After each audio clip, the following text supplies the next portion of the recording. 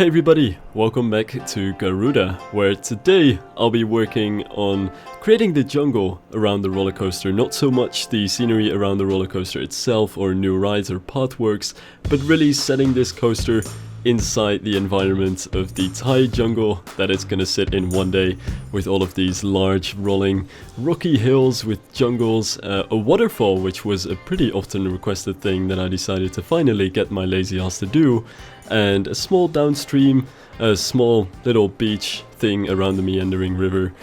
There's lots of stuff that is all about the environment and the nature around the ride that I'll be getting to in this video. But that's not all, because as always, I have my lovely RudiRennkamel with me to actually talk you through this video. Hey Rudy, how are you doing? Hey Sylv, thanks for having me again. I'm doing great today, and what about you? You talked a lot about what you're going to do, but you didn't tell us if you're doing better. Oh, cold, thank you. You know? Yeah, I'm actually doing alright. It's not so bad if it weren't for the fact that, you know, doing YouTube as sort of a side job, getting a cold is about the worst thing that can happen, because you'll be feeling more or less fine, but it's so hard to record videos when all of your nostrils are closed up. All of your nostrils, you know, but it's all all of them. But it's still pretty good to be kind of back. You know, I'll still have that bad cough every now and then, but I can record videos again. So as soon as I am done procrastinating on all my deadlines and screwing up my papers, I'll have all the time again to work on stuff. So yeah, it's great.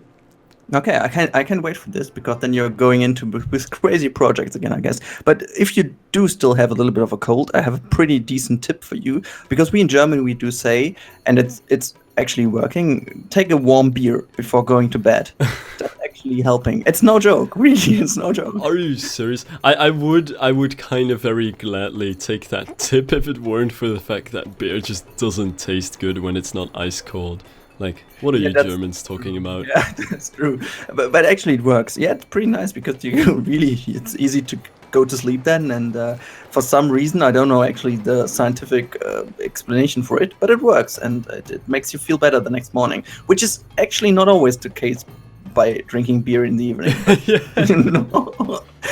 Okay. That actually reminds me, one of the reasons why I've also not been able to record many videos as of recently, though it hasn't been as bad as Fresh Popcorn, who hasn't recorded videos in 3 weeks. Like, even I have been getting messages like, what the hell happened to Fresh Popcorn? Is he still alive?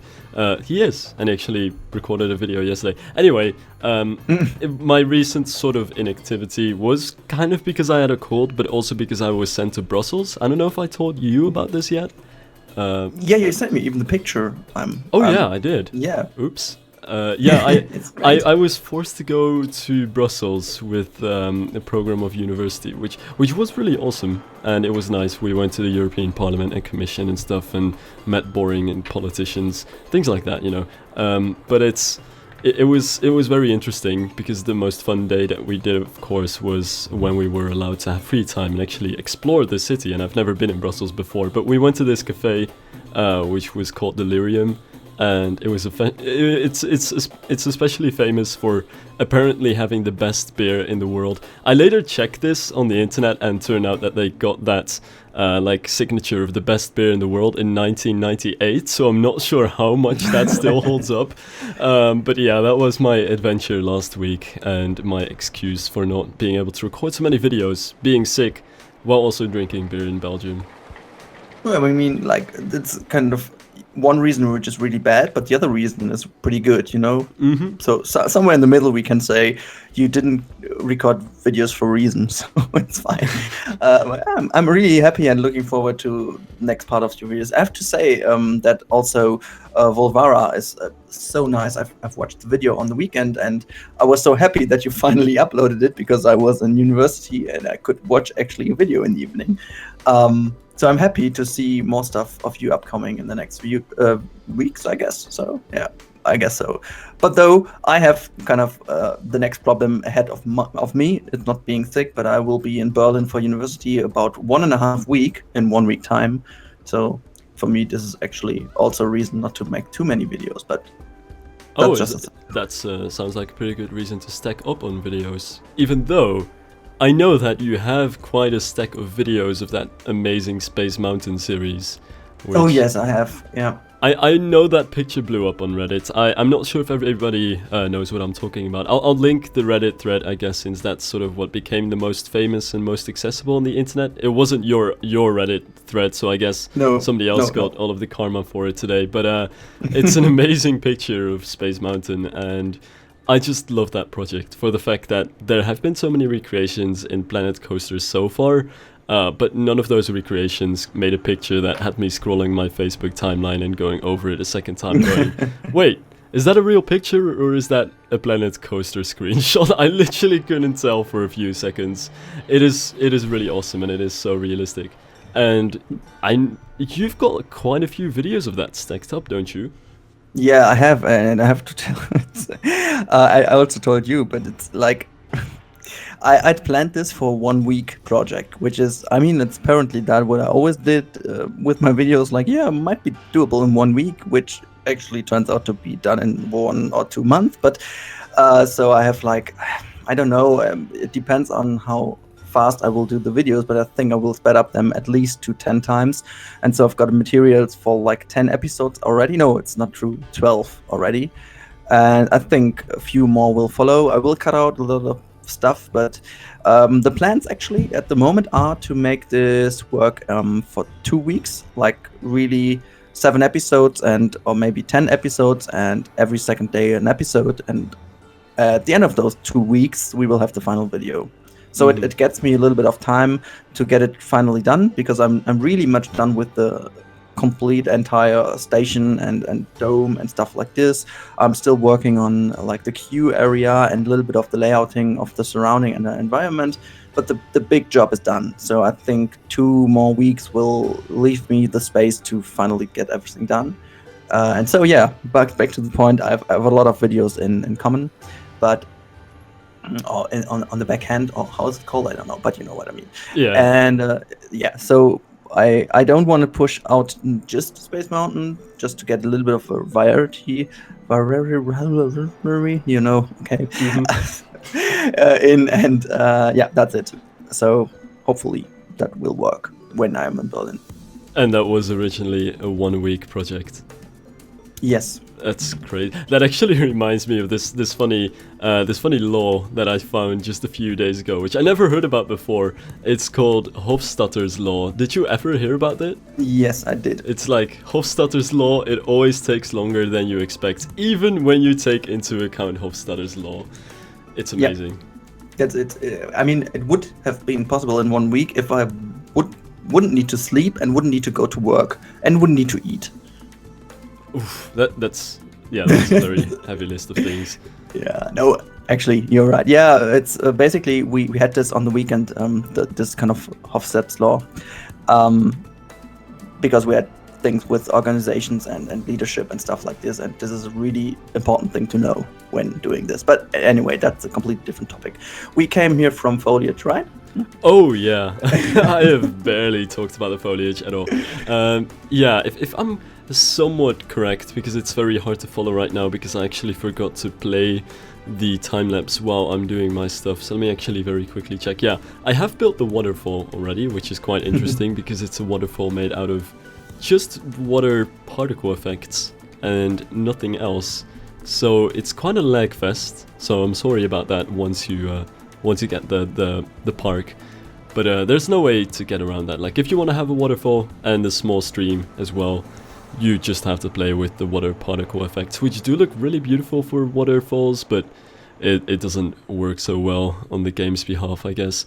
And then there's also like all of the different foliage, which is basically just a lot of shrubbery and a lot of trees, which I guess is there is a kind of interesting way in which I can talk about the foliage. I think I have sort of touched upon this in the first episode as well, but the way that I do foliage is kind of peculiar in that it is not realistic. It's actually something that I've learned from N7 back in the day of Rollercoaster Tycoon 3, where it was very important to get the best foliage with the least amount of trees, because especially Rollercoaster Tycoon 3 had lag problems. The game was from 2004 and too many trees would kill your game.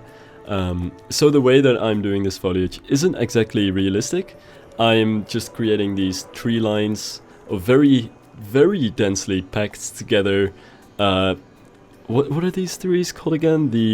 I know it's the sycamore trees. I knew it's a Pokemon professor. Of these, these sycamore trees, like in a very straight, very dense line to kind of create the idea of a dense forest, and then you give that dense line which no light can pass through sort of a texture by putting the palms and putting all kinds of smaller trees in front of it to kind of detail it. So essentially there's just a tree line and there's no actual forest, which I'm kind of trying to do to save time and to save the park file as well, because this coaster is surrounded by a huge jungle, supposedly, at least that's what it looks like from the perspective of the coaster itself.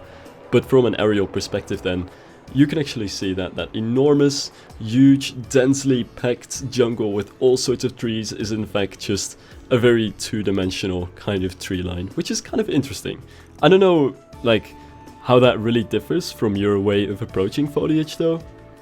I can't tell anything else because I just took this tip from you a few months ago when you told about this in some of your videos. I don't know, and I build upon on this because it really saves time and it really saves performance. So I did a little bit different, to be honest. I had a little bit more of steps in between, so that it looks a little bit more with a little bit more of depth. But to be honest, it doesn't really change if you do pack it in one straight line or if you have a little bit of depth in between. So looking from far away, it seems like the same if you have some more detailing foliage in front of them. So I think it's a pretty awesome way to get foliage and forest stuff like this done, and also save a little bit of performance. And as we said, it's always important to spend a look on your foliage behavior in general, so that it looks kind of realistic, but also fills in spaces, not just for the sake of filling them, but for the sake of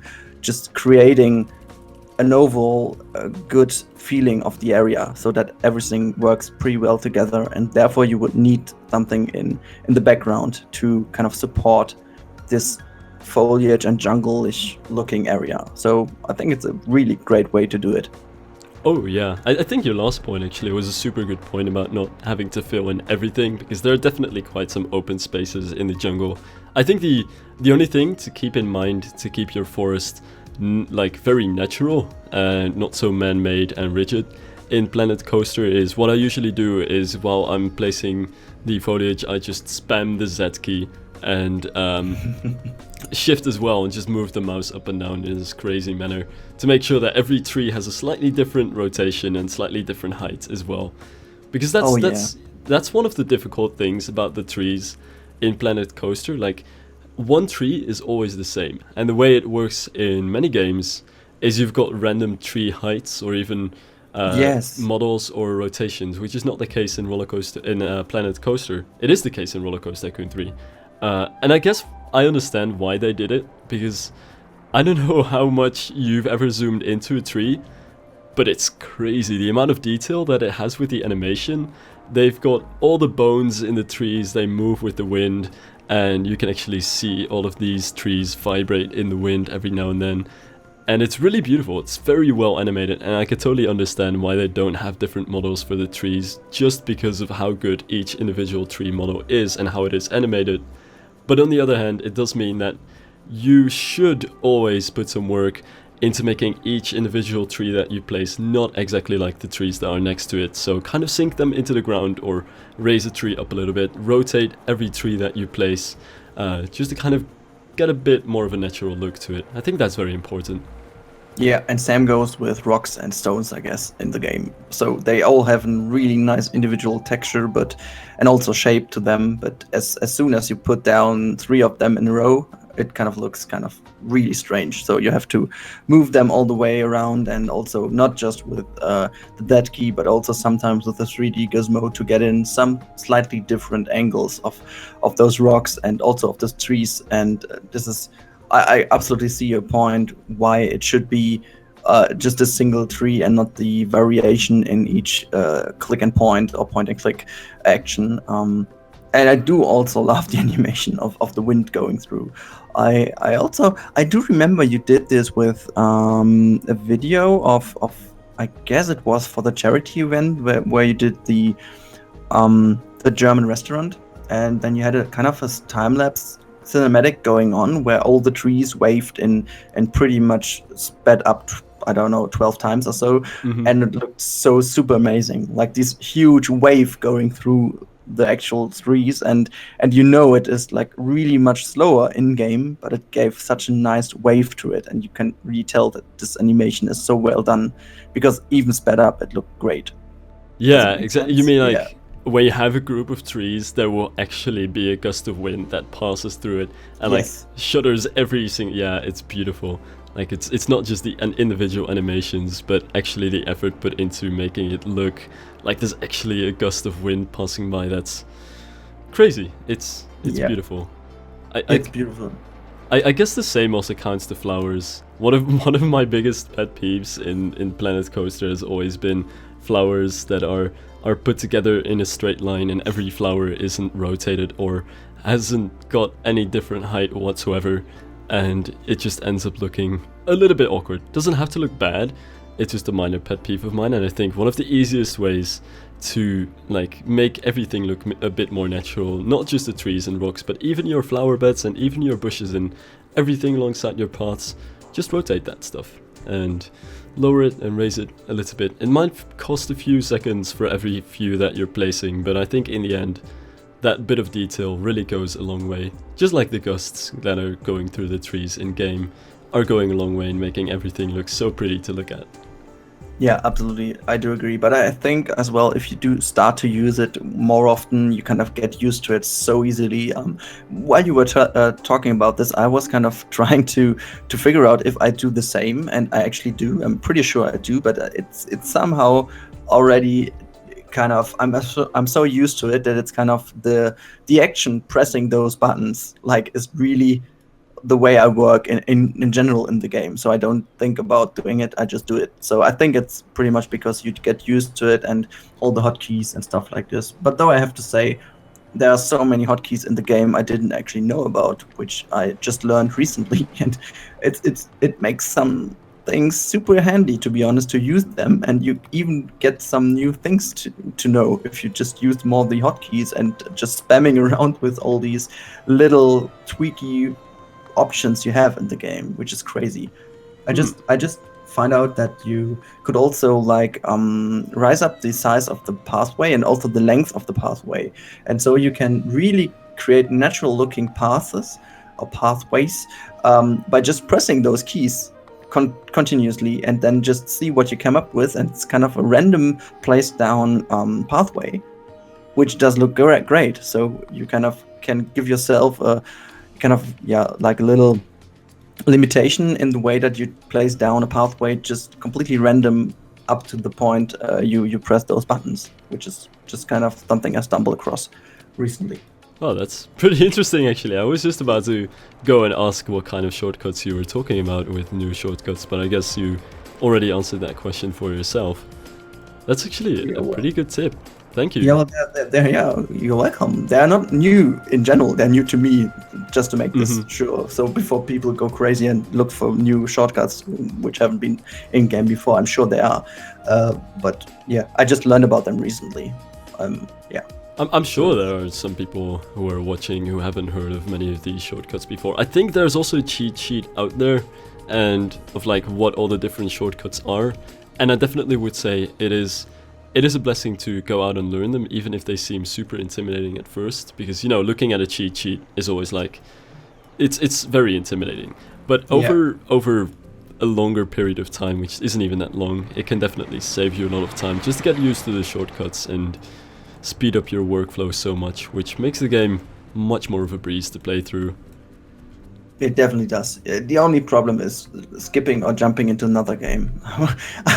I would so much love if there would be a common agreement all of the world in simulation games that they kind of try to get in the same controls and hotkeys. That would like you know, with these smartphone battery charger kind of things that everybody now goes to USB Type-C.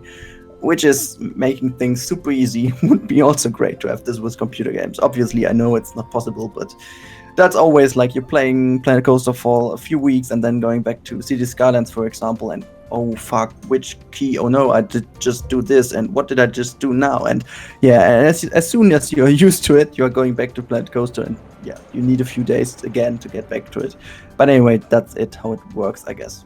Yeah, that actually also kind of reminds me of how I figured these games could kind of bounce off each other. I remember that the worst of my irritations whenever I play City Skylines after having played Planet Coaster for a few weeks is that I'll mess up everything, and every time I do, I instinctively just press Ctrl Z and try to redo everything. Yeah. And then I am so disappointed when the game turns out not to have an undo function.